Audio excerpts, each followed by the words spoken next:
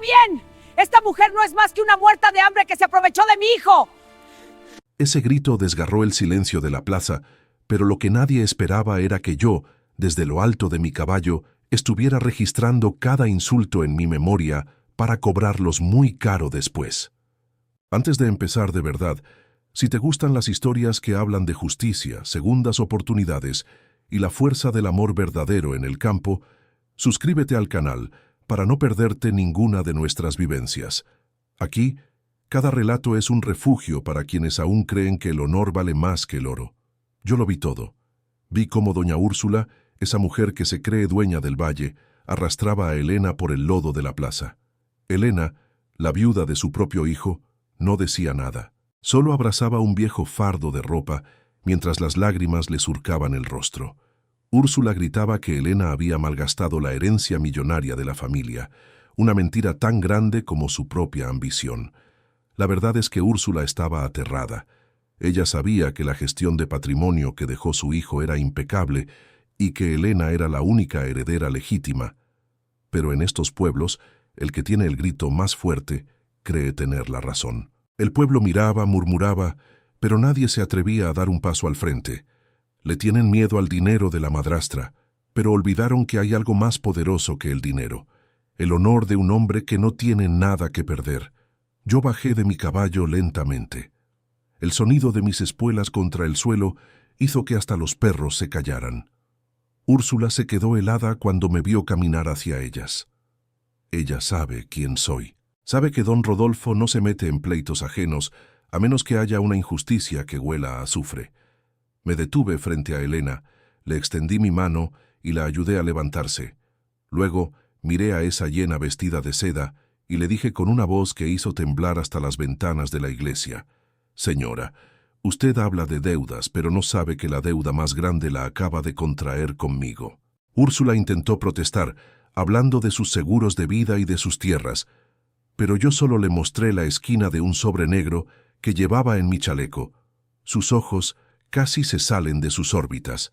Ella reconoció el sello. Era el sello del Banco Central que ella misma creía haber sobornado. Ese día, la humillación de Elena terminó, pero mi guerra apenas comenzaba. Me llevé a la viuda a mi hacienda, desafiando a todos, sabiendo que esa misma noche intentarían quemar mis graneros. Pero lo que ni Elena imagina es que el secreto que guardo en este sobre va a destruir el imperio de Úrsula en menos de 24 horas. Si quieres saber qué dice ese documento que hizo palidecer a la mujer más poderosa de la región y cómo voy a cobrar esta deuda de honor, tienes que quedarte conmigo. Suscríbete ahora mismo para no perderte el próximo capítulo de esta historia de justicia y deja en los comentarios: ¿crees que el hacendado hace bien en proteger a la viuda o esconde otra intención? Tu opinión es el motor de esta historia. Nadie duerme tranquilo en este pueblo cuando el diablo tiene las llaves de la iglesia, y esa noche doña Úrsula no pegó el ojo. Mientras yo escoltaba a Elena hacia la seguridad de mis tierras, sentía las miradas de los peones cargadas de envidia y miedo. Sabían que al protegerla, yo estaba declarando la guerra a la estructura misma de este valle, desafiando a quienes creen que el dinero compra el silencio eterno. Llegamos a mi hacienda bajo un manto de estrellas que parecía juzgarnos a todos. Elena temblaba, no de frío, sino de esa decepción profunda que te queda cuando tu propia sangre te lanza a los lobos. La senté frente a la chimenea y, sin decir una palabra, puse el sobre negro sobre la mesa de roble. Ella lo miró como si fuera una serpiente a punto de morder, temiendo que la verdad fuera más dolorosa que la misma pobreza. «Ábrelo, Elena», le dije con la voz ronca. «Ahí dentro está la prueba de por qué tu esposo no te dejó en la miseria, sino rodeada de buitres que huelen el oro». Con dedos temblorosos rompió el sello del lacre. Sus ojos se llenaron de lágrimas al leer los documentos de una inversión en tierras que su marido había hecho en secreto meses antes de morir. Pero no era solo eso. Lo que la hizo palidecer fue el documento de un seguro de vida millonario que ya figuraba como cobrado en los registros bancarios. El rostro de la viuda se volvió de papel. «¿Cómo es posible, don Rodolfo? Aquí dice que yo firmé el cobro de estos activos financieros hace 2 semanas». pero yo no he visto ni un solo centavo. Yo caminé hacia la ventana, observando las luces de la hacienda de Úrsula parpadear a lo lejos como ojos de hiena. Ahí está el crimen, muchacha. Tu madrastra no solo te robó tu hogar, falsificó tu firma para desviar los fondos hacia una gestión de patrimonio privada. Una red de mentiras diseñada para dejarte en la calle mientras ella se hace más rica con tu tragedia. La traición era total. Mientras Elena lloraba la muerte de su hombre, la madrastra estaba celebrando el éxito de su estafa. Pero había un cabo suelto que Úrsula no previó. El notario encargado de esa transacción era un hombre que me debía la vida, y fue él quien me entregó ese sobre antes de huir por miedo a las represalias. De pronto, un golpe seco en la puerta principal interrumpió el silencio de la noche. Era el capataz de la madrastra, un tipo con cara de pocos amigos y la mano siempre cerca del revólver. Venía con un mensaje cargado de veneno. Dice la señora Úrsula que si no entrega a la mujer, mañana mismo habrá una valoración de activos judicial en esta propiedad y nos llevaremos hasta sus caballos por obstrucción a la justicia. Yo ni siquiera me volteé para mirarlo. Solo le dije, dile a tu dueña que mañana el sol saldrá para todos, pero para ella la sombra será eterna. Y si vuelves a pisar mi entrada sin invitación, asegúrate de haber confesado tus pecados antes. El tipo se fue maldiciendo entre dientes, pero yo sabía que esto era solo el inicio de una tormenta de sangre. Úrsula no iba a rendirse ahora que sabía que yo tenía las pruebas de su fraude contra el patrimonio de la viuda. Lo que Elena no sabe aún, y lo que me quema el pecho como un trago de aguardiente fuerte, es que en ese sobre hay una última página que no le he mostrado. Una página que vincula la muerte de su esposo no con una enfermedad del corazón, sino con una sustancia comprada con el mismo dinero de ese seguro. El misterio de la muerte del joven patrón apenas comenzaba a revelarse. ¿Sería Elena capaz de perdonar a quienes convirtieron su vida en un infierno por un puñado de monedas? ¿O buscaría ella misma la justicia que el valle le había negado? El amanecer en el campo tiene un aroma particular cuando la guerra se respira en el aire. Huele a tierra mojada y a pólvora seca. Esa mañana Elena se despertó en mi hacienda, pero sus ojos ya no eran los de la mujer derrotada que vi en la plaza. Había un brillo nuevo en ellos, el fuego de la justicia que solo nace cuando descubres que te han robado hasta la memoria de los que amas. Mientras tomábamos un café amargo en el porche, el estruendo de motores rompió la calma del valle. No era un solo coche, era una caravana de camionetas negras. Doña Úrsula no había enviado a su capataz esta vez. Venía ella misma, escoltada por un hombre de traje gris que cargaba un maletín de cuero con aires de superioridad. El tipo se presentó como un perito en valoración de activos, enviado supuestamente para auditar los límites de mi propiedad, una excusa barata para amedrentarnos y marcar territorio. Don Rodolfo, dijo Úrsula con esa sonrisa de serpiente que usa para fingir elegancia frente a los extraños, esta mujer ha robado documentos confidenciales de mi caja fuerte. Documentos sobre una inversión en tierras que son el único sustento legal de mi familia. Entréguela ahora y prometo no presentar cargos criminales por robo y fraude. Me dieron ganas de reír en su cara de piedra. La audacia de esa mujer no tenía límites. Ella hablaba de robo mientras cargaba en su conciencia el peso del seguro de vida que le arrebató a su propia nuera. Elena, para mi sorpresa, dio un paso al frente antes de que yo pudiera detenerla. Se paró firme ante su madrastra y con una voz que cortaba como una navaja le preguntó, ¿dónde está el título original de la Hacienda Los Olivos, Úrsula?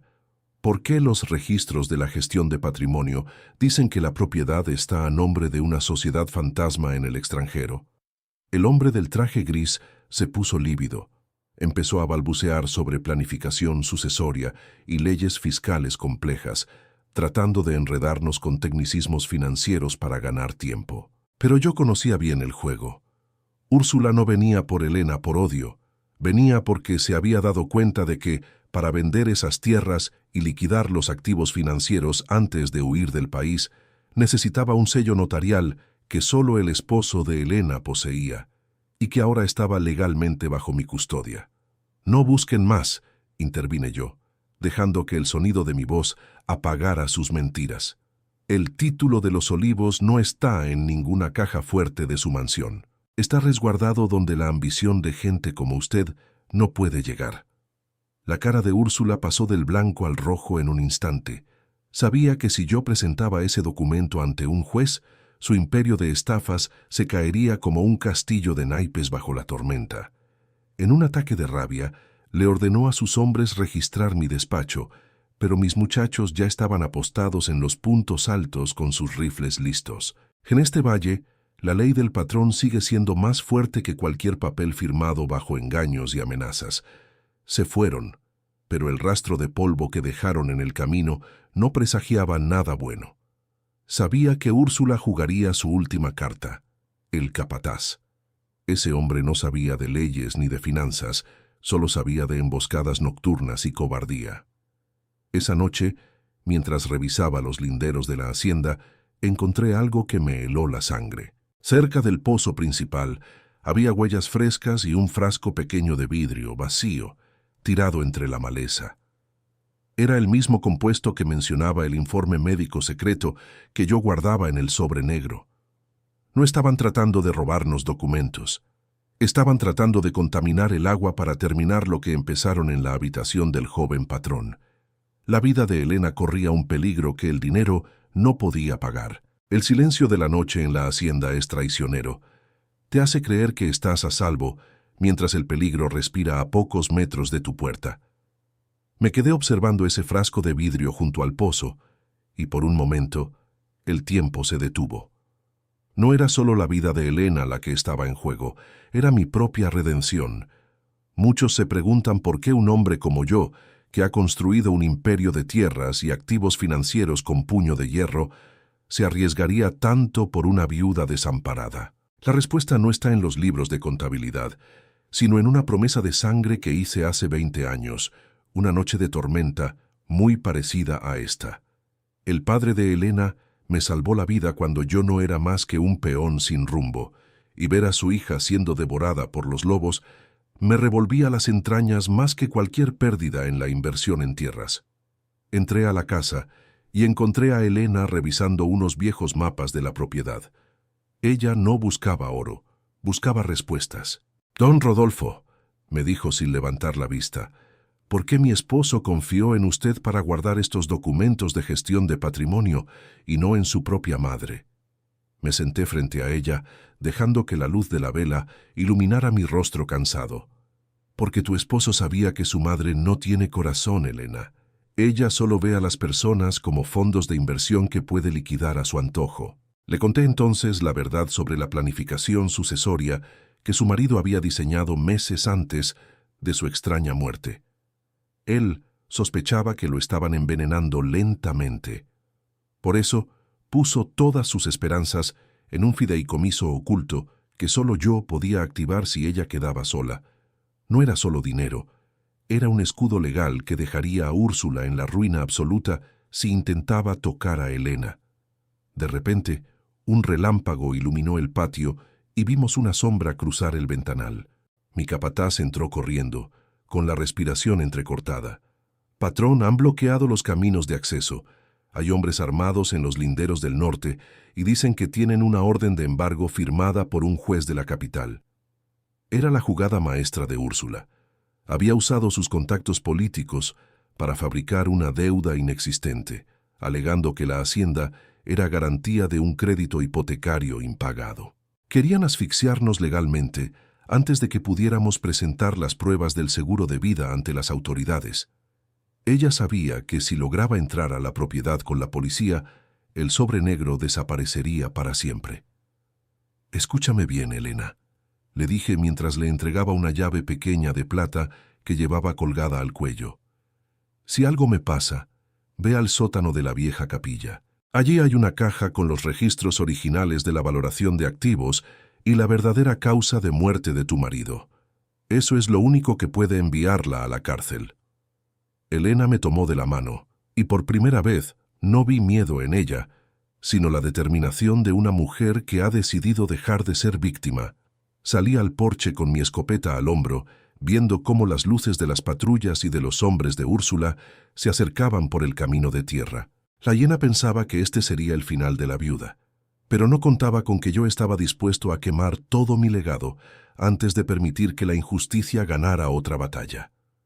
El enfrentamiento que el valle había temido durante décadas estaba a punto de estallar, y esta vez el precio de la victoria se pagaría con la verdad más amarga de todas. El sol de la mañana no trajo claridad, sino una sombra que no esperábamos. Mientras yo preparaba los documentos para denunciar el fraude del seguro de vida, un coche oficial se detuvo frente a la reja. No era la justicia que buscábamos, era el abogado de la familia de Elena, el hombre en quien su difunto esposo más confiaba para la gestión de patrimonio, caminando del brazo de doña Úrsula. Mi sangre se congeló. El abogado traía una orden de restricción inmediata. Alegaba que yo, Rodolfo, estaba reteniendo a Elena contra su voluntad para manipular su inversión en tierras. Úrsula me miró con una sonrisa triunfante, una que decía que su dinero había llegado más rápido a los bolsillos del juez que mi verdad al tribunal. Don Rodolfo, entregue a la joven o será arrestado por secuestro, sentenció el abogado con una frialdad que me dio asco. Miré a Elena y vi el terror en sus ojos. Si ella volvía a esa mansión, no saldría viva. Úrsula no quería su perdón, quería su firma para liquidar todos los activos financieros y desaparecer. Fue en ese momento cuando me di cuenta de que las leyes en este valle tienen precio. Tuve que tomar la decisión más difícil de mi vida, dejar que se la llevaran para evitar un tiroteo donde ella podría morir, o convertirme en un fugitivo para salvarla. Pero Elena, con una valentía que me desarmó, dio un paso adelante y dijo: «Iré con ellos, Rodolfo. Si me quedo aquí, te destruirán a ti también». La vi subir a ese coche, rodeada de los hombres de Úrsula. Antes de cerrar la puerta, la madrastra me susurró: «Ganaste una batalla en la plaza, viejo tonto, pero la guerra por la hacienda termina hoy en mi sótano». El coche se alejó levantando polvo, dejándome solo con un sobre vacío y un nudo en la garganta. La hiena creía que había ganado, pero no sabía que yo ya había activado el plan de contingencia que su hijo me dejó para un momento como este. Pasé 3 horas encerrado en mi despacho, cargando mi arma y mi rabia, pero el silencio fue interrumpido por un golpe débil en la puerta trasera. Era Julián, el antiguo contador de la familia que todos creían muerto.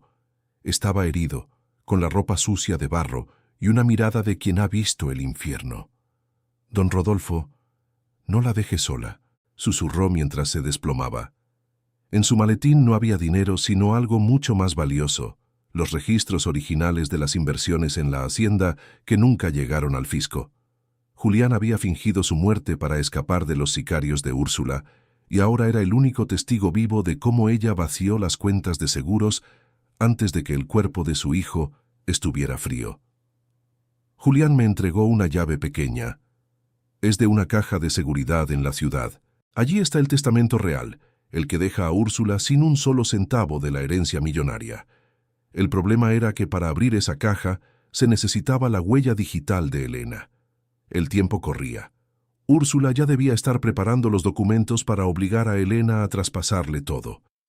Tenía que infiltrarme en la mansión de la madrastra. Sabía que era una trampa, que me estarían esperando, pero un hombre de honor no mide el peligro cuando la justicia está herida. Preparé a mis mejores hombres. No íbamos como hacendados, íbamos como sombras dispuestas a recuperar lo que la ambición intentó enterrar. El silencio de la mansión de Úrsula es un silencio enfermo, un silencio que huele a cera de muebles caros y a secretos podridos. Elena me contó después que, nada más cruzar el umbral, sintió que las paredes se le echaban encima. La encerraron en su antigua habitación, pero no era un regreso a casa, era una celda de oro. Úrsula no perdió el tiempo. Entró con una bandeja de plata y una sonrisa que le helaba la sangre a cualquiera. «Tómate este té, querida. Necesitas calmar los nervios antes de que revisemos la gestión de patrimonio que dejó mi hijo», le dijo la madrastra, dejando caer un sobre de papel sobre la cama. Eran los documentos de cesión total de derechos.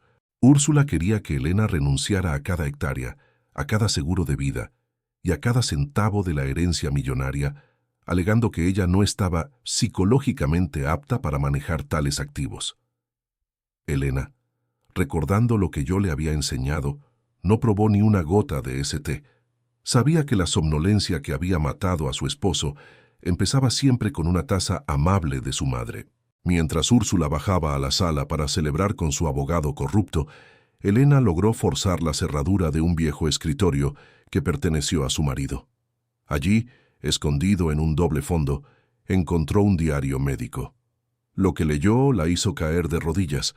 Su esposo no solo sabía que lo estaban envenenando, él había documentado cómo Úrsula estaba usando la inversión en tierras de la familia para lavar dinero de gente muy peligrosa de la capital. La hacienda no era solo una propiedad, era una lavandería de activos. Si Elena firmaba esos papeles, no solo se quedaba pobre, se convertía en cómplice legal de una red criminal internacional. Mientras tanto, yo estaba en los límites de la propiedad, observando con los binoculares. Vi las patrullas de la policía local apostadas en la entrada. Úrsula los tenía en nómina, pagándoles con bonos de fondos de inversión que les había prometido. Entrar por la puerta principal sería un suicidio legal y físico.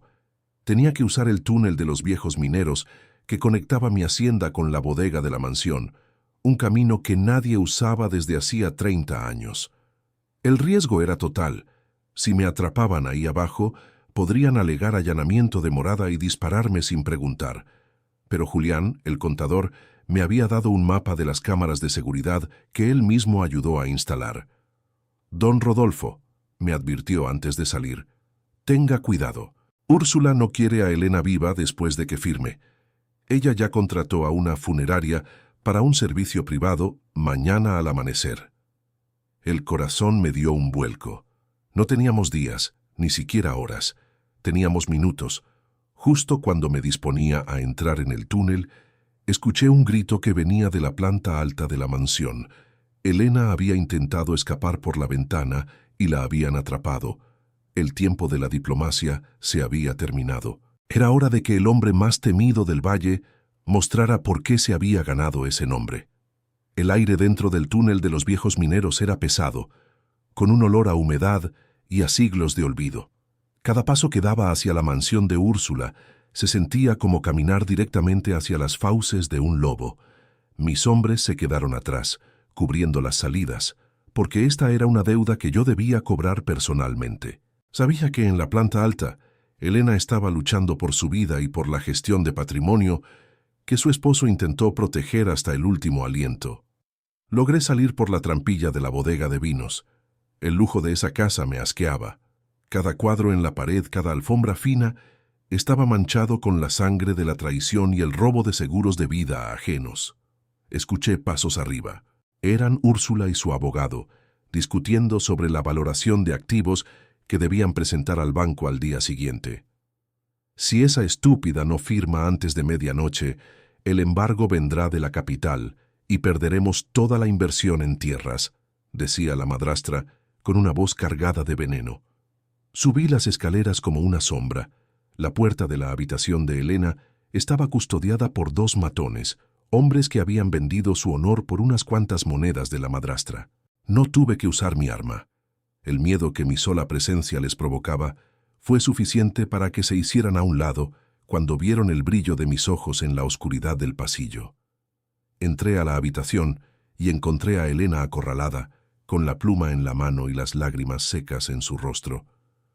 «No firmes nada, Elena», grité, y el silencio de la mansión se rompió como un cristal fino. Úrsula entró corriendo, con el rostro deformado por la sorpresa y la rabia. «Rodolfo, ¿cómo te atreves a entrar en mi propiedad? Llamaré a la policía y te pudrirás en la cárcel por allanamiento». Pero yo no me moví. Saqué del bolsillo el documento que Julián, el contador, me había entregado, el registro real de los activos financieros que ella había ocultado. «No vas a llamar a nadie, Úrsula», le dije, acercándome a ella hasta que sintió el frío de la verdad en su nuca. «Porque este papel no solo prueba que le robaste a la viuda. Este papel prueba que usaste los fondos de reserva de la hacienda para pagar a los sicarios que simularon el accidente de Julián. Si la policía entra por esa puerta, La primera que saldrá esposada serás tú, acusada de intento de homicidio y malversación de fondos. La madrastra palideció. Su abogado, viendo que el barco se hundía, intentó escabullirse, pero Elena se interpuso en su camino. «Usted no va a ninguna parte», dijo ella, y por primera vez vi en su mirada la fuerza de su linaje. «Mañana habrá una auditoría externa de cada transacción bancaria que usted autorizó en nombre de mi esposo. Y créame, no habrá cárcel lo suficientemente grande para los dos». Úrsula soltó una carcajada histérica, una que me hizo darme cuenta de que una fiera herida es cuando más peligro representa. «¿Crees que un pedazo de papel me va a detener, Rodolfo? Este pueblo me pertenece. El juez, el comisario, hasta el cura se sientan en mi mesa». Fue entonces cuando escuchamos el estruendo de un helicóptero sobrevolando la propiedad. No era la policía local, era la unidad de delitos financieros de la capital que yo había alertado semanas atrás, usando mis antiguos contactos. La noche apenas comenzaba. Úrsula tenía una última carta bajo la manga, una que involucraba un secreto sobre el origen de la fortuna de mi propia familia, que yo había intentado enterrar hace décadas. El pasado y el presente estaban a punto de colisionar, y el precio de la libertad de Elena sería más alto de lo que cualquiera de los dos imaginó. El rugido del helicóptero sacudía los cristales de la mansión, pero el ruido que más me dolió fue el de la risa de Úrsula. Ella no se veía como una mujer derrotada, se veía como alguien que disfruta ver el mundo arder. Se acercó a Elena ignorando mi escopeta y le susurró con una voz que destilaba una ponzoña antigua. «¿De verdad crees que este hombre te protege por bondad, querida? Pregúntale a tu héroe por qué su nombre aparece en los registros de gestión de patrimonio de mi difunto esposo desde hace 20 años». Elena se quedó helada. Me miró, buscando una negación que yo no pude darle de inmediato. El silencio se volvió denso, más pesado que el plomo. Úrsula aprovechó ese segundo de debilidad para lanzar el golpe de gracia. «Rodolfo no es tu salvador, Elena. Él era el socio oculto que ayudó a tu padre a crear esa inversión en tierras que ahora reclamas. Y cuando tu padre murió en aquel accidente, ¿quién crees que se quedó con la administración de los activos financieros más valiosos? La duda es un incendio que se propaga rápido. Vi cómo Elena soltaba el sobre negro, el mismo que contenía nuestra esperanza. «¿Es verdad, Rodolfo?», me preguntó con una voz quebrada que me partió el alma. «Tú sabías lo que estaba pasando con las tierras de mi padre mucho antes de que yo naciera». La madrastra triunfaba. Había logrado lo que sus matones no pudieron: desarmarme frente a la única persona que me importaba. Tuve que tragarme el orgullo y la rabia. «Sí, Elena, es verdad», confesé, mientras Úrsula ensanchaba su sonrisa. «Fui socio de tu padre». Pero lo que ella no te dice es que yo renuncié a todo cuando me di cuenta de que Úrsula estaba usando la hacienda para algo más que cultivar trigo. Ella quería convertir este valle en una ruta de paso para negocios oscuros, y tu padre se negó. Yo no pude salvarlo a él, pero no voy a cometer el mismo error contigo». Pero Elena ya no escuchaba. El dolor de la traición percibida era más fuerte que cualquier explicación legal sobre seguros de vida o herencias. Se alejó de mí, quedando en medio de la habitación, en un limbo peligroso entre su enemiga declarada y un protector en el que ya no confiaba. Úrsula, viendo su oportunidad, le tendió la mano. «Ven conmigo, hija. Firma los papeles de la planificación sucesoria y te daré el dinero suficiente para que te vayas lejos de este hombre y de sus mentiras». En ese momento, las luces de la mansión se apagaron. Alguien había cortado la energía desde afuera. El helicóptero empezó a descender sobre el jardín principal. No eran solo auditores, era un equipo de asalto, pero en la oscuridad escuché el clic de un arma que no era la mía. El abogado de Úrsula, en un acto de desesperación cobarde, había sacado una pistola pequeña y apuntaba directamente hacia donde estábamos nosotros. «¡Nadie se mueve!», gritó, mientras el pánico se apoderaba del cuarto. En la penumbra tuve que tomar una decisión de vida o muerte. Si disparaba, podría herir a Elena. Si no lo hacía, el abogado podría terminar con todo en un segundo. Pero lo que nadie vio venir fue que Elena, en medio de su dolor, no se rindió. Se lanzó contra el abogado, luchando por el arma, mientras gritaba que no permitiría que nadie más muriera por culpa de esa maldita herencia millonaria. La lucha en la oscuridad fue frenética.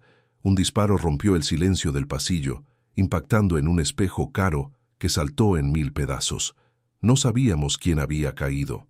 Solo sabía que el secreto que Úrsula acababa de revelar era solo la punta del iceberg de un pasado que estaba a punto de cobrarse su deuda más cara. Aquí tienes el capítulo 10. Entramos en el ecuador de la historia, donde la tragedia golpea de cerca y la lealtad se pone a prueba de fuego. El estruendo del disparo se quedó rebotando en mis oídos mientras el olor a pólvora inundaba la habitación a oscuras. Por un segundo, que pareció una eternidad, el tiempo se detuvo.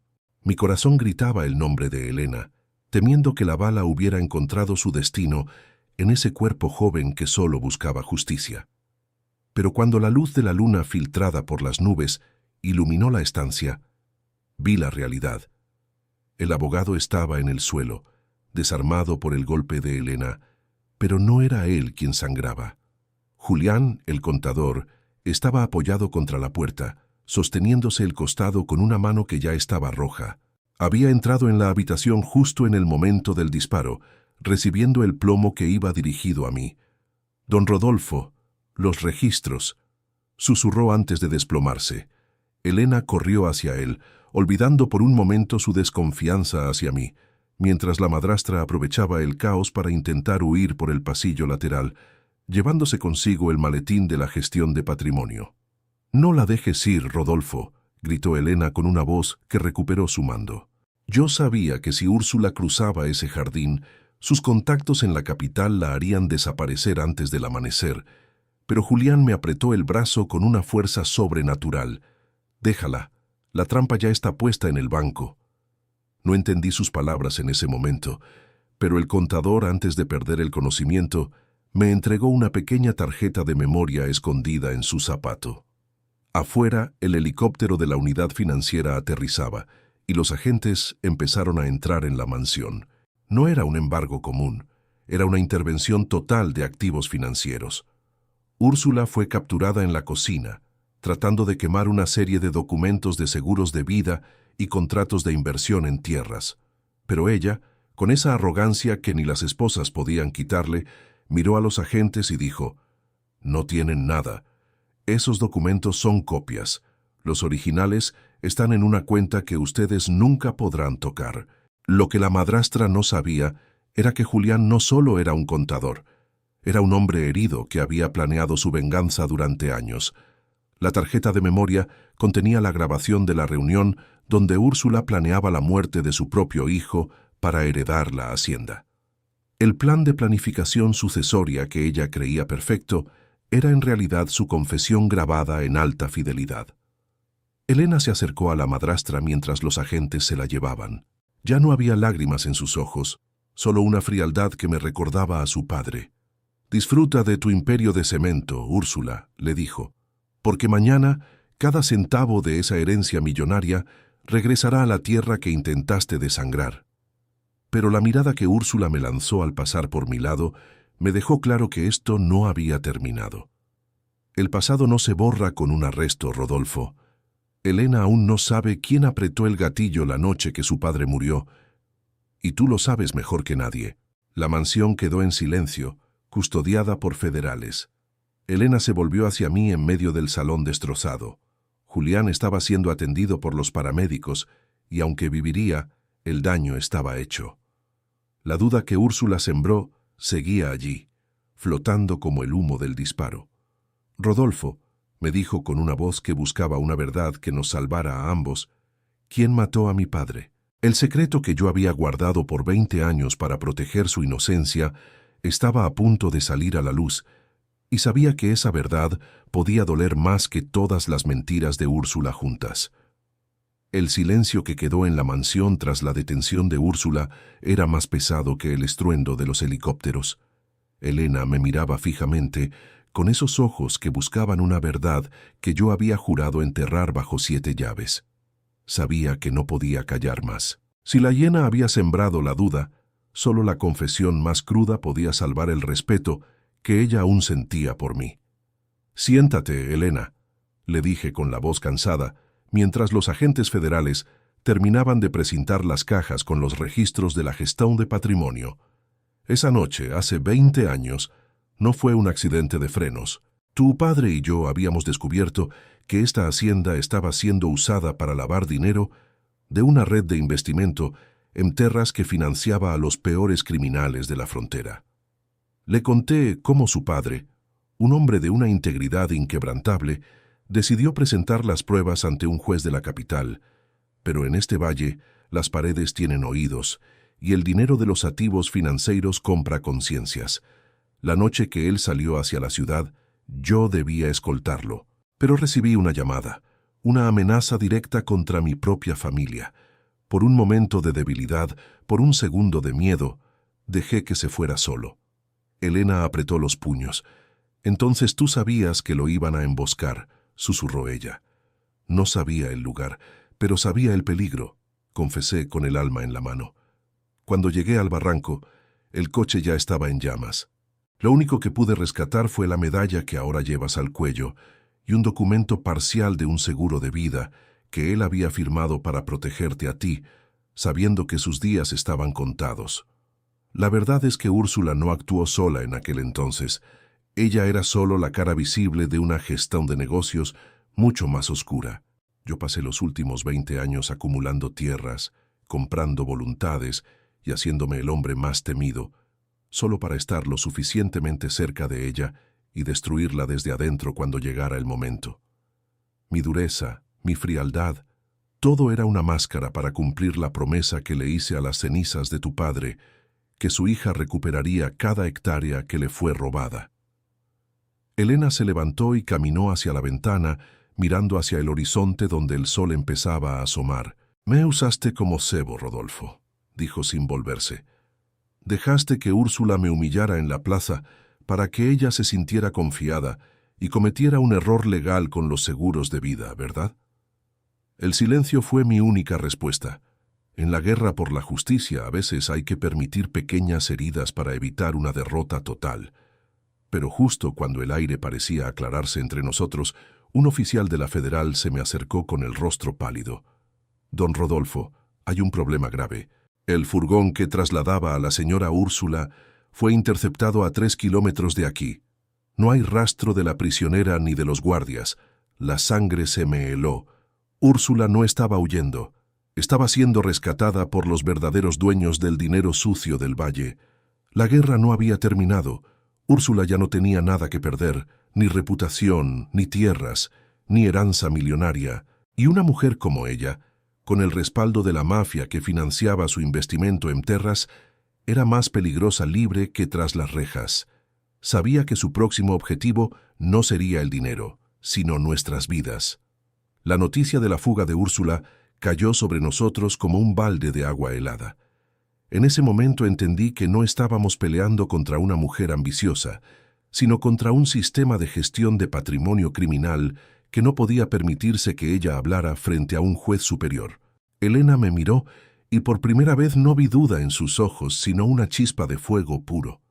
«Si ella está libre, Rodolfo, vendrá por lo que cree que es suyo», dijo mientras cargaba el arma que yo le había entregado. No podíamos quedarnos en la mansión, era una ratonera de cristal. Teníamos que regresar a la seguridad de los cañones de mi hacienda, donde cada piedra es mi aliada y cada sombra obedece mis órdenes. Pero el camino de regreso estaba plagado de ojos. Úrsula había activado a sus mercenarios, hombres pagados con los fondos de reserva, que ella había desviado durante años de la hacienda de Elena. Eran sombras sin rostro, expertos en hacer que las personas desaparecieran sin dejar rastro en los registros de seguros de vida. Mientras cabalgábamos bajo la niebla espesa del valle, Elena me preguntó algo que me hizo estremecer. «Rodolfo, si mi padre murió por estos papeles, ¿vale la pena seguir desangrando esta tierra?» Yo la miré con el rostro curtido por el viento y la culpa, y le respondí: «No es por el papel, Elena. Es por la inversión en tierras que tu padre hizo con su vida para que la gente de este pueblo no tuviera que pedirle permiso a una hiena para respirar. Si nos rendimos ahora, su sacrificio habrá sido en vano. De pronto un disparo rompió el silencio de la madrugada. No fue un aviso, fue a matar.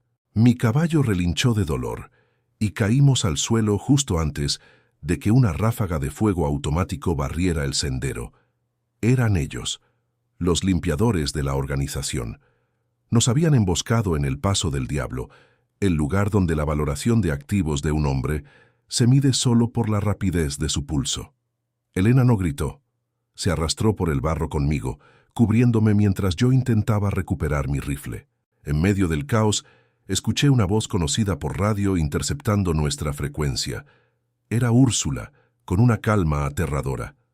Rodolfo, entrega la tarjeta de memoria con los activos financieros y dejaré que la niña viva lo suficiente para ver cómo quemo tu legado. Elena tomó la radio de mi cinturón, apretó el botón y le respondió con una frialdad que me llenó de orgullo. Úrsula, el único legado que va a arder hoy es tu red de mentiras. Ven a buscarme si te atreves. Logramos flanquearlos usando un antiguo sendero de pastoreo. Elena demostró que la sangre de su padre corría fuerte en sus venas. No falló ni un solo movimiento. Pero al llegar a la cima del risco, vimos algo que nos detuvo el corazón. Las luces de mi propia hacienda estaban encendidas y una columna de humo negro subía hacia el cielo. Úrsula no nos estaba esperando en el camino. Ya estaba en mi casa, tomando como rehenes a los pocos peones leales que quedaban. La trampa estaba cerrada. Para salvar mi hogar y a mi gente, tendríamos que entrar directamente en el campo de tiro de Úrsula. Pero lo que ella no sabía era que Elena guardaba un último as bajo la manga. Una grabación que su esposo le había enviado por un canal seguro de planificación sucesoria minutos antes de morir. Una grabación que revelaba el nombre del verdadero jefe de Úrsula en la capital. El juego de ajedrez se había convertido en una guerra de trincheras. Estábamos a 1 kilómetro de la hacienda real, con el enemigo en casa y la justicia pendiendo de un hilo de seda. ¿Sería Elena capaz de apretar el gatillo contra la mujer que la llamó hija durante años, o la sombra de la madrastra sería más fuerte que el hambre de justicia? Ver mi hacienda ardiendo desde la distancia fue como sentir que me arrancaban la piel a tiras. Cada gramo de inversión en la hacienda que levanté con el sudor de mi frente estaba siendo devorado por las llamas que Úrsula había encendido. Pero Elena me sujetó del brazo con una fuerza que me obligó a mantener la cabeza fría. «No es el fuego lo que ella quiere, Rodolfo», susurró. «Ella quiere que entres corriendo como un loco para acabar con los dos de un solo golpe». Tenía razón. Elena ya no era la viuda indefensa de la plaza. Se había convertido en una estratega de guerra. Mientras nos acercábamos por el flanco sur, ocultos por los matorrales, sacó su teléfono y reprodujo el mensaje oculto de su difunto esposo.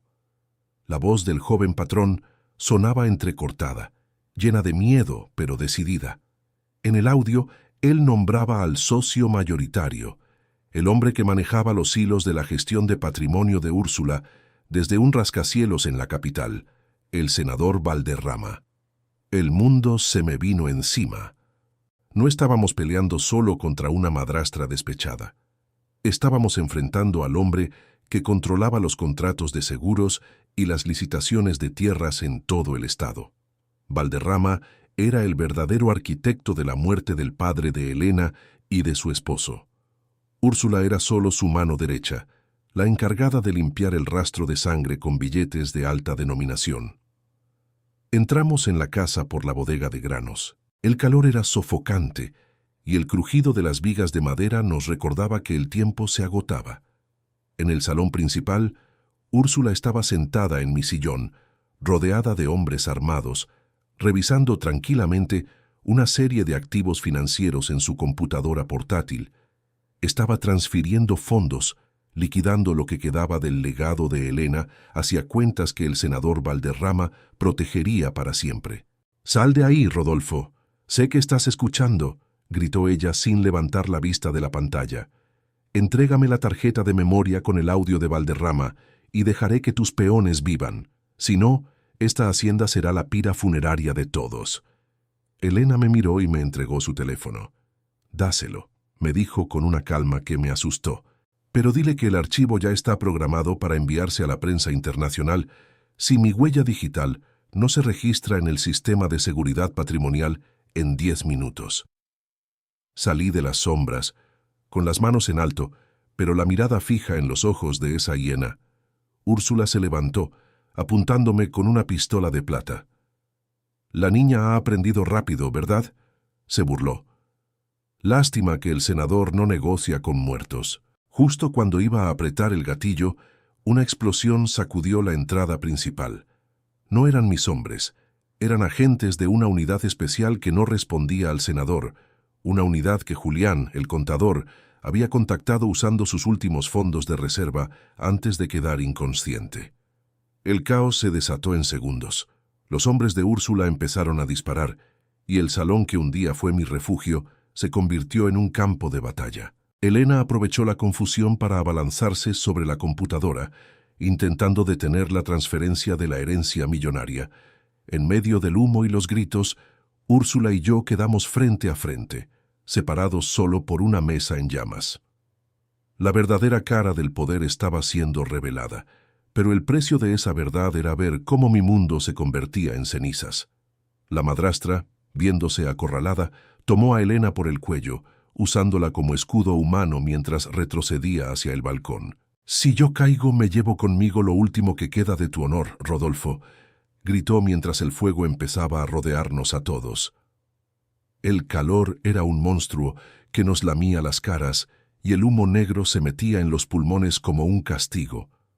Allí estaba yo, con el arma pesándome en la mano, viendo cómo Úrsula apretaba el cañón de su pistola contra la sien de Elena en el balcón de mi propia hacienda. La estructura crujía, amenazando con venirse abajo, pero a la madrastra ya no le importaba su propia vida.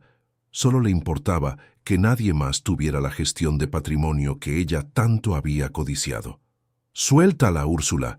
¡Ya no tienes a dónde ir!», grité por encima del rugido de las llamas. «El senador Valderrama ya dio la orden de eliminarte para no dejar cabos sueltos con los activos financieros. Eres una muerta caminando». Esas palabras la hicieron vacilar. El miedo a ser traicionada por su propio jefe era más fuerte que el miedo a mis balas. Elena, aprovechando ese segundo de duda, le propinó un codazo en las costillas y se zafó del agarre, cayendo sobre la madera ardiente del salón. Úrsula disparó, pero el humo la cegó y la bala se perdió en el techo que empezaba a colapsar. Elena no huyó hacia mí. Gateó hasta la computadora que aún parpadeaba sobre la mesa de mármol. «No dejaré que te lleves el futuro de este pueblo», gritó Elena. Sus dedos volaban sobre el teclado mientras las alarmas de la inversión en la hacienda gritaban en el sistema. Estaba bloqueando las cuentas, revirtiendo la transferencia de la herencia millonaria que el senador esperaba recibir en cualquier momento. La madrastra se lanzó sobre ella como una fiera herida. Las dos mujeres rodaron por el suelo, entre chispas y escombros, luchando por el control del dispositivo que contenía el destino del valle.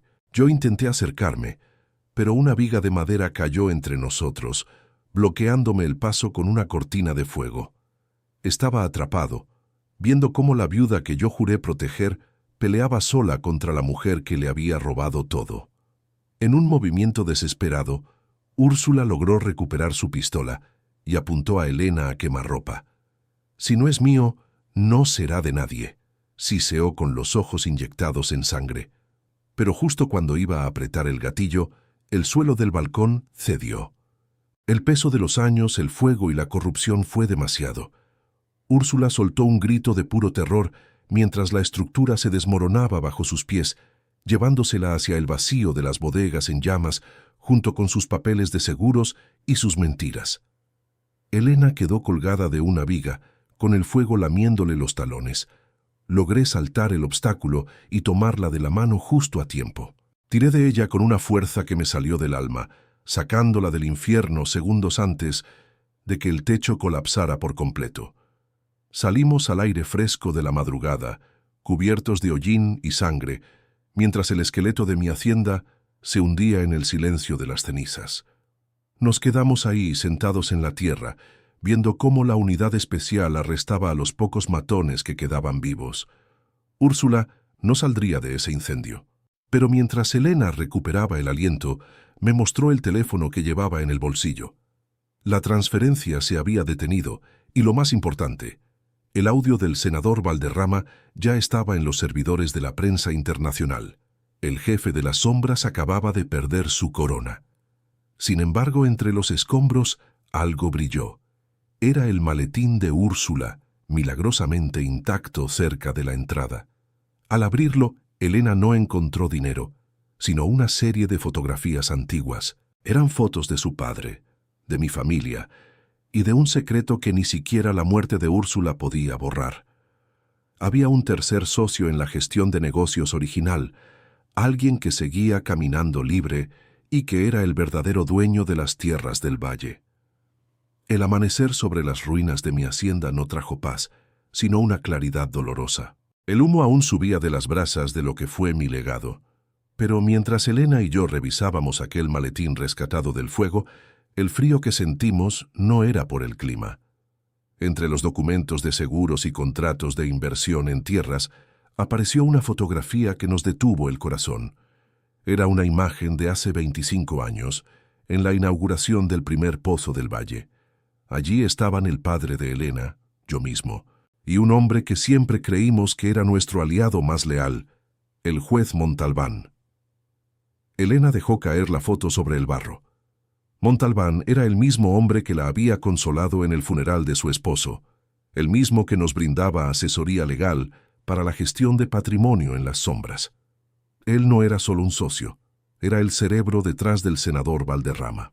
Mientras Úrsula ponía la cara y yo ponía la fuerza, Montalbán ponía las firmas que legalizaban el robo de los activos financieros del valle. Él era el tercer socio, el dueño silencioso de los títulos de propiedad que aún faltaban. Todo este tiempo estuvo en nuestra mesa, Rodolfo, susurró Elena con una voz que vibraba de rabia contenida. Él sabía que Úrsula me estaba envenenando. Él sabía que mi esposo iba a morir. Me levanté, sintiendo el peso de mis años y mis fracasos. La caída de Úrsula solo había sido el primer paso. El verdadero monstruo seguía sentado en su estrado, vistiendo una toga negra y decidiendo el destino de miles de hectáreas. Pero no podíamos actuar por impulso. Montalbán tenía algo que nosotros no, la legitimidad del Estado. Si intentábamos atacarlo sin pruebas irrefutables de su planificación sucesoria fraudulenta, terminaríamos en una celda antes del mediodía.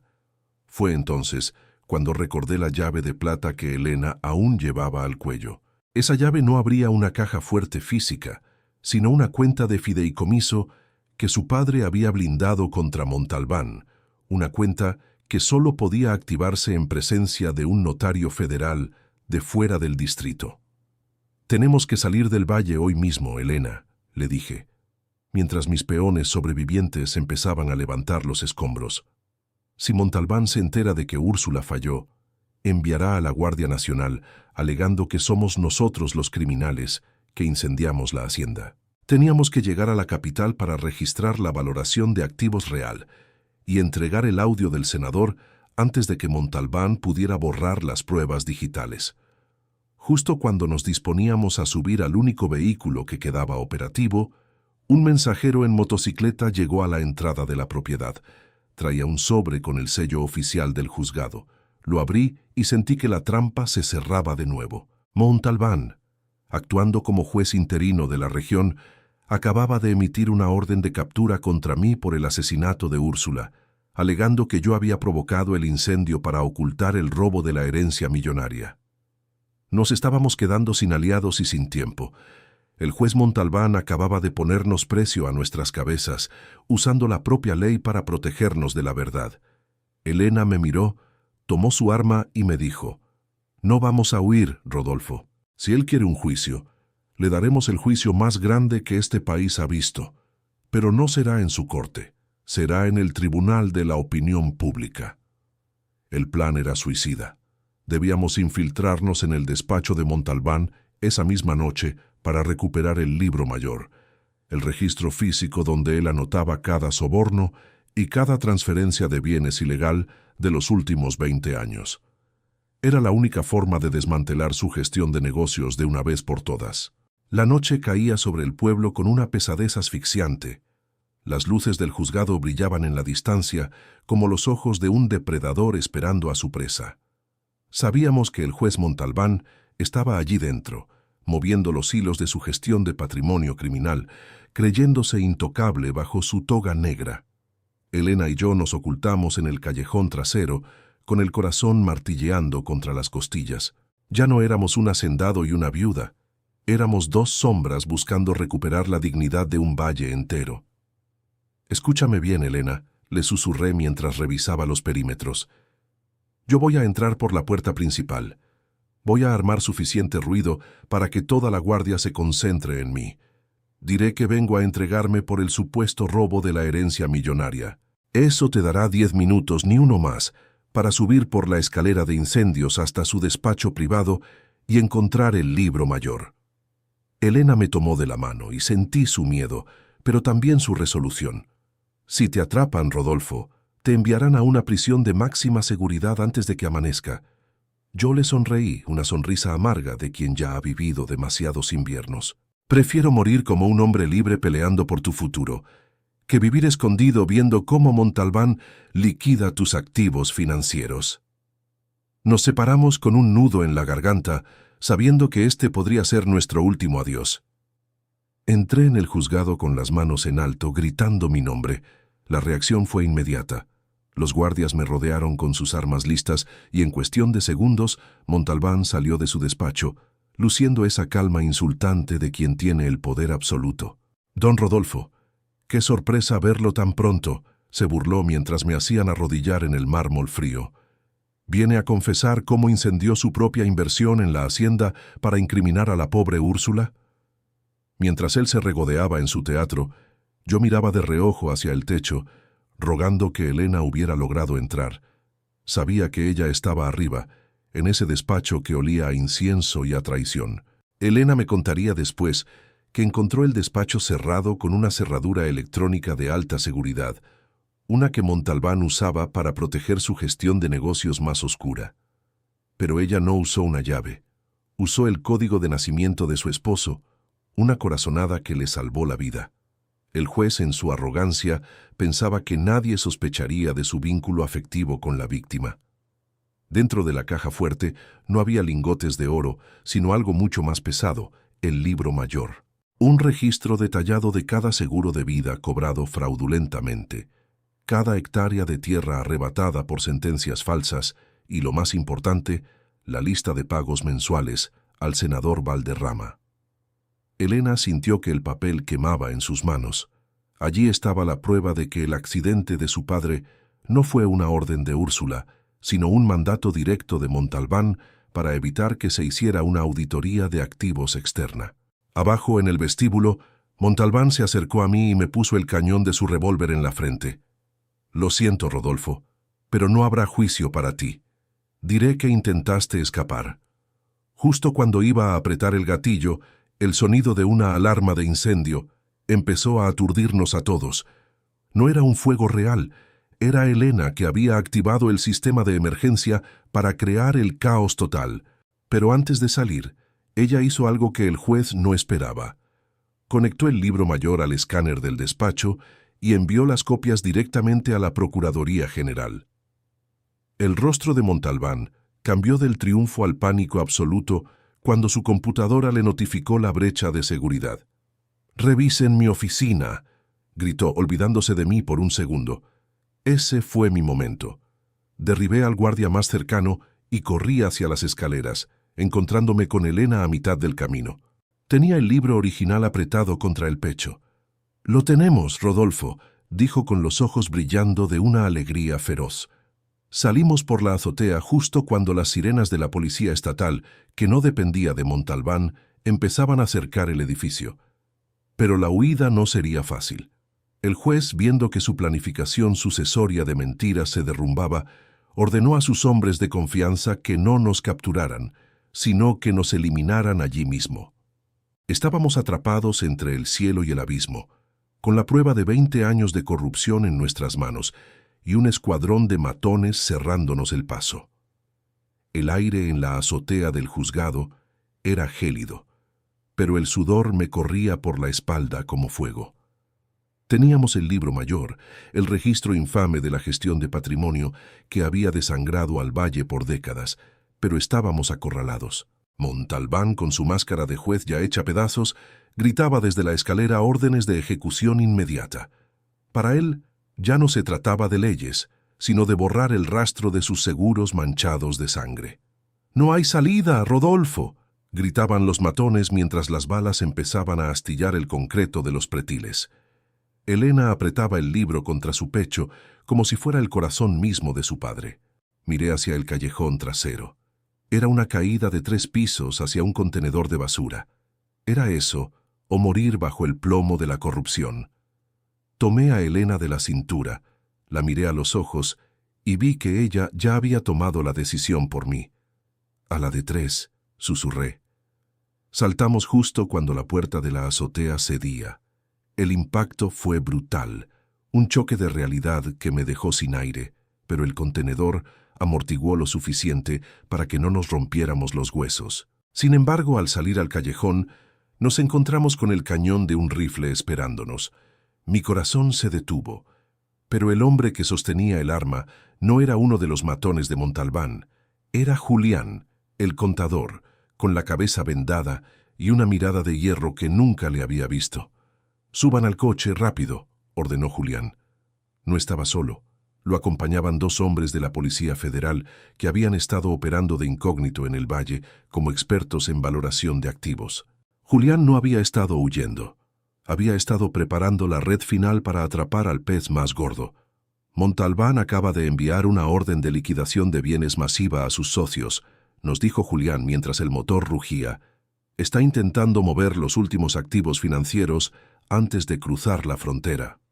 La persecución por las calles empedradas del pueblo parecía una escena del juicio final.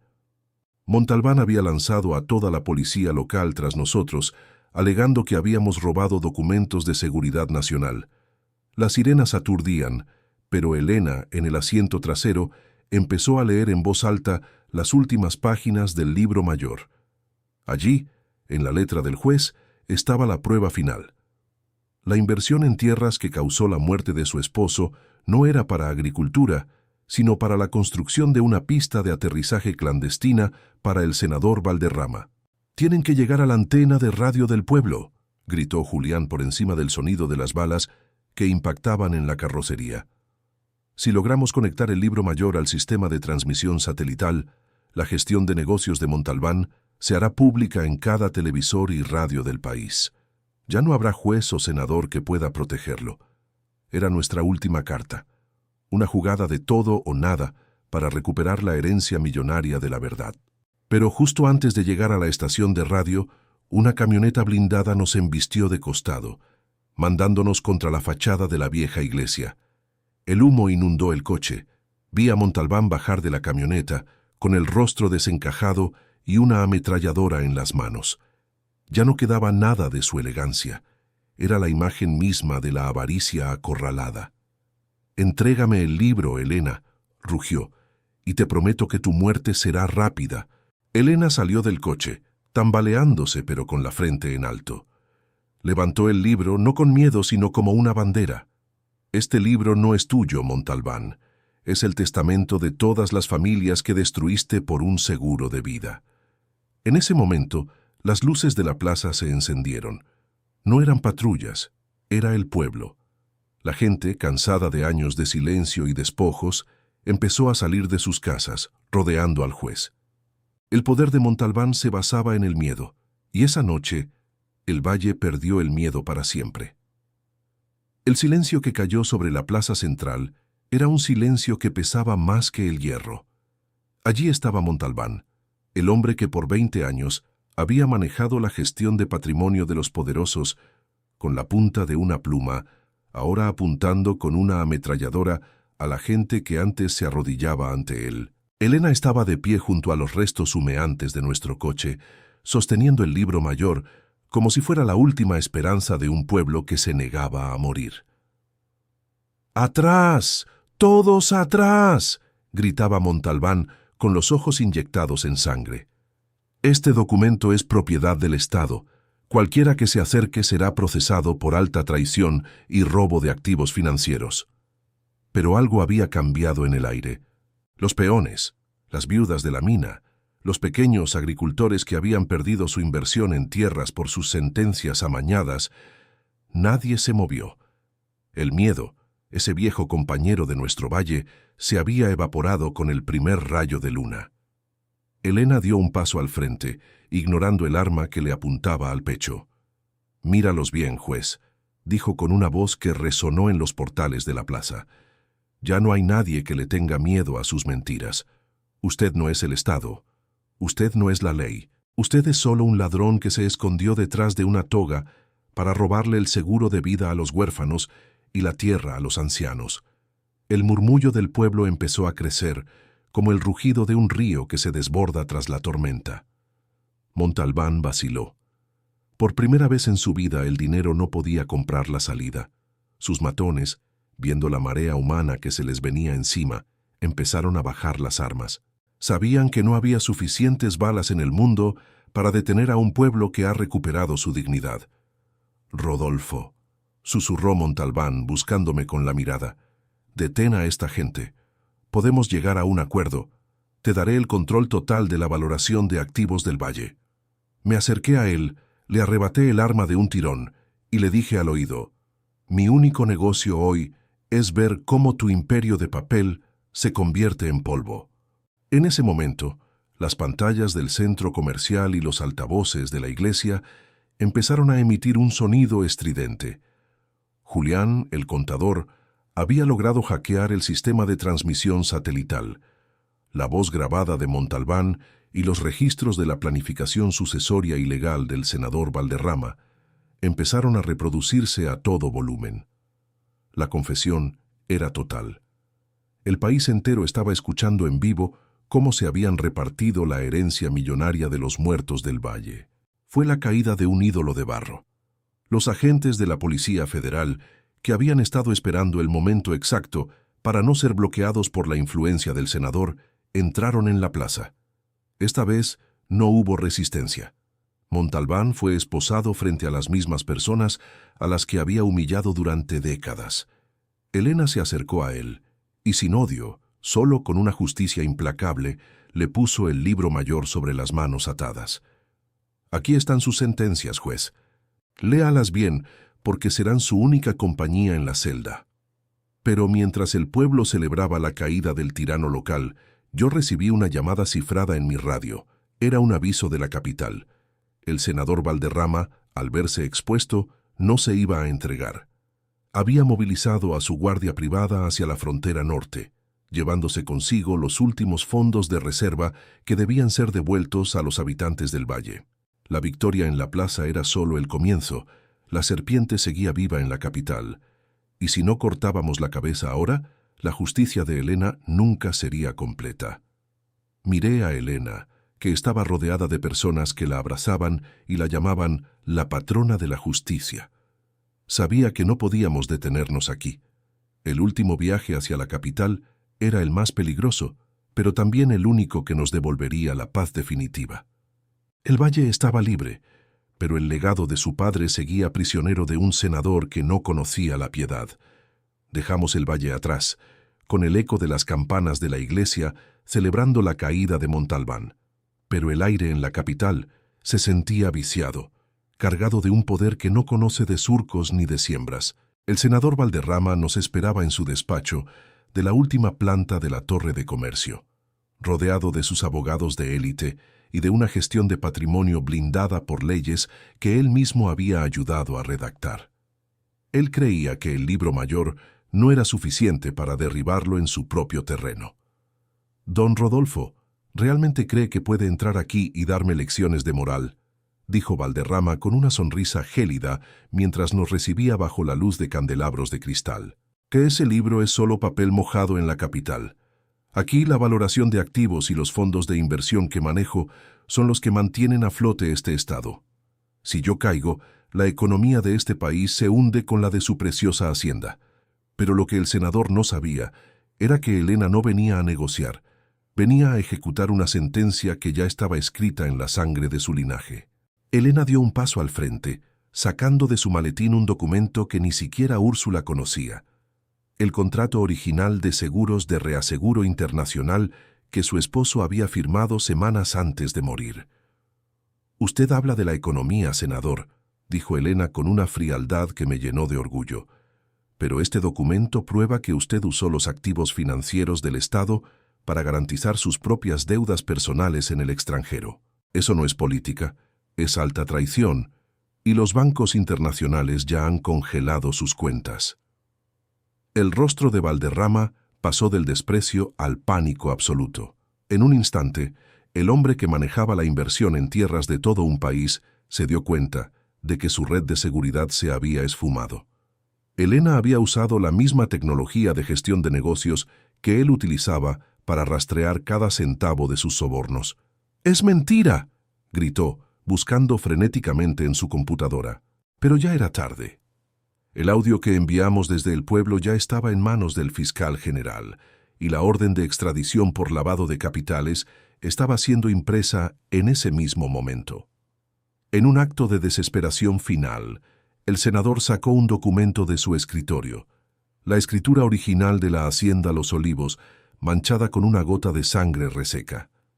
«Tómala, Elena, es tuya, pero si te vas ahora y retiras la denuncia, te daré una herencia millonaria adicional que tu padre dejó en un fondo oculto». Elena tomó la escritura, la miró por un segundo, y luego con una calma absoluta la rasgó en dos frente a sus ojos. «Mi herencia no es un papel, senador. Mi herencia es el honor que usted nunca pudo comprar». De repente, el estruendo de las puertas del despacho al abrirse anunció el final del camino. La Policía Federal, esta vez liderada por Julián, que había viajado con nosotros a pesar de sus heridas, entró con una orden de arresto irrevocable. Valderrama intentó huir hacia el helipuerto de la azotea, pero yo le cerré el paso con la misma determinación con la que defendí mi tierra durante décadas. «Se acabó el tiempo de los señores feudales, senador», le dije, mientras los agentes le ponían las esposas. «Hoy el valle regresa a su gente». Bajamos por el ascensor de cristal, viendo la ciudad a nuestros pies, pero nuestros corazones ya estaban de vuelta en el campo. Elena apretó mi mano. Habíamos ganado la guerra, pero el costo había sido alto. Habíamos perdido casas, amigos y años de paz, pero habíamos recuperado algo que el dinero nunca podrá comprar: la libertad de caminar con la cabeza en alto. Sin embargo, antes de subir al coche para el viaje de regreso, Elena me entregó un pequeño sobre que el senador le había pasado en el último segundo. «Hay algo más, Rodolfo, una última verdad sobre el testamento de mi esposo que nadie nos dijo». El viaje de regreso al valle fue el más largo de nuestras vidas, pero no por el cansancio, sino por el peso de ese último sobre que el senador nos entregó. El silencio en el coche solo se rompía por el sonido del viento golpeando los cristales. Elena, con las manos aún manchadas por la ceniza y la tinta de la capital, abrió la carta. No era un documento legal de gestión de patrimonio, ni una lista de activos financieros. Era una carta escrita a mano por su esposo días antes de que el veneno de Úrsula apagara su vida. «Elena, si estás leyendo esto, es porque el patrón Rodolfo cumplió su promesa», decía la carta con una letra temblorosa pero firme. «No busques venganza por mi muerte, busca justicia para los vivos.